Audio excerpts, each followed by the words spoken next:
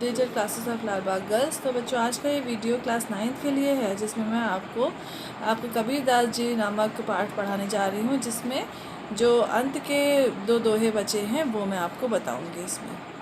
तो आइए देखते हैं। तो इसमें कबीरदास जी जो अगला दोहा है वो देखते हैं।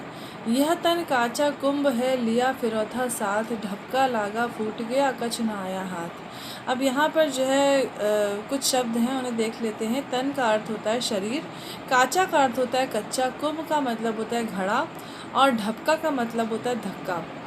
अब यहाँ कबीरदास जी ने जीवन की क्षणभंगुरता के बारे में बताया है। क्षणभंगुरता का मतलब आप समझते हैं कि क्षणभंगुर यानी कि कुछ समय के लिए ही होना।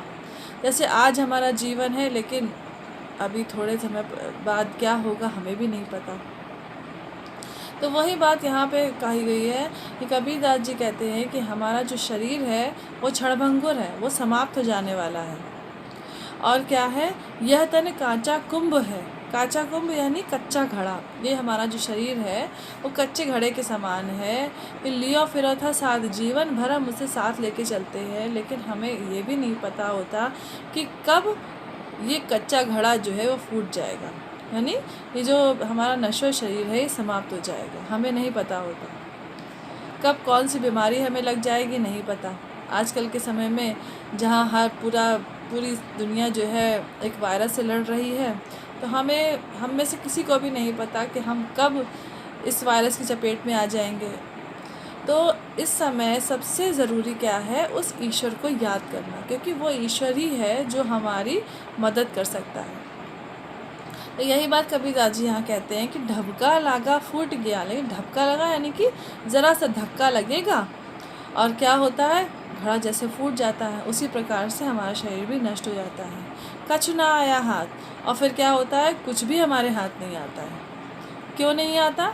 क्योंकि हमने पूरे जीवन उस ईश्वर को याद ही नहीं किया है। यदि हम ईश्वर को याद करेंगे तो वो हर पल हमारी रक्षा करते हैं, हमारी मदद करते हैं, और अंत समय आने पर भी वो हमें अपने साथ ले जाते हैं, यानी सचखंड ले जाते हैं। तो ये बात जो है कबीरदास जी ने हमें इस दोहे में समझाई है। इसीलिए हमें इस शरीर से लगाव छोड़कर उस ईश्वर से लगाव करना चाहिए।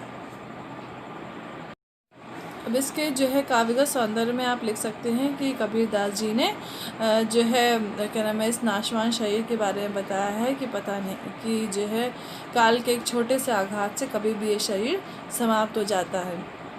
साथ ही साथ इसमें भाषा से कड़ी है, शांत रस का प्रयोग है, शैली जो है वो इसमें उपदेशात्मक है।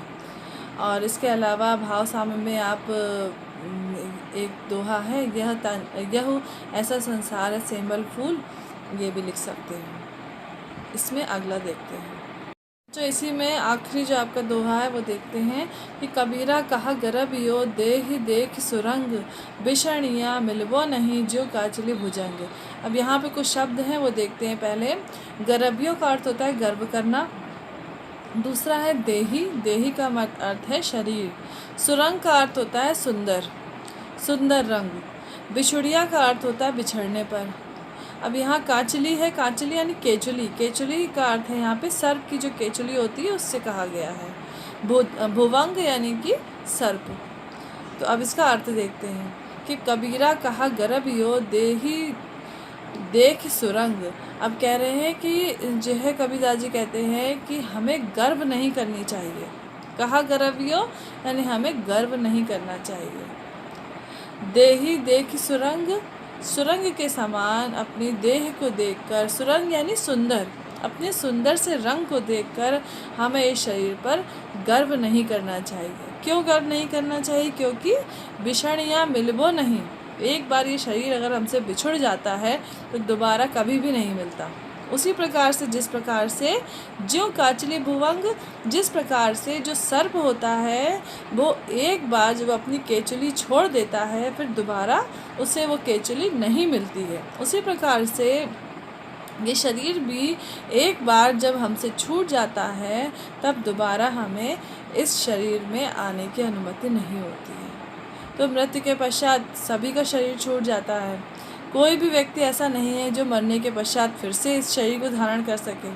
तो इसलिए यहाँ पे कबीरदास जी कह रहे हैं कि हम में से किसी को भी इस शरीर की सुंदरता पर या फिर अपने रंग पर, गोरा रंग या काला रंग जैसा भी रंग है जिसका, उसे अपने रंग पर बड़ा गर्व होता है। लेकिन हमें कभी भी ऐसा नहीं करना चाहिए, क्योंकि एक बार यदि शरीर छूट जाता है तो दोबारा हमें प्राप्त नहीं हो पाता। उसी प्रकार से जैसे कि सर्प को उसकी केचुली छोड़ने पर दोबारा वो केचुली नहीं प्राप्त होती है।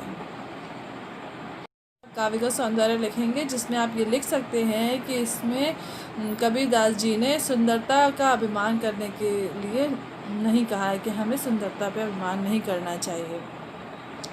साथ ही साथ शरीर को सांप की केचुली से तुलना की है और इसके पश्चात अनुप्रास और उपमा अलंकार का प्रयोग किया गया है। भाषा से दुकड़ी या शांत रस का प्रयोग किया गया।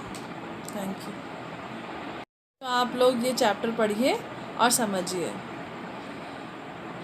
Thank you.